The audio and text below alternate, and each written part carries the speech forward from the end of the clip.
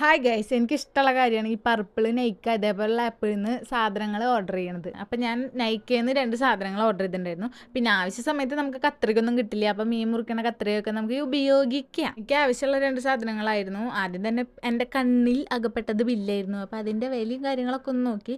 പക്ഷേ ബോട്ടിലിൽ വേറെ വിലയായിരുന്നു എഴുതിയിട്ടുണ്ടായിരുന്നത്. അങ്ങനെ സാധനം എന്താണെന്ന് വെച്ചാൽ ഷാമ്പും കണ്ടീഷണറായിരുന്നു. എൻ്റെ ഷാമ്പും കണ്ടീഷണറും തീർന്നു. സ്ട്രൈറ്റ്സിൻ്റെ ഷാമ്പും കണ്ടീഷണറാണ് വാങ്ങിയത്. ഷാമ്പൂവിന് 367 രൂപയാണ്.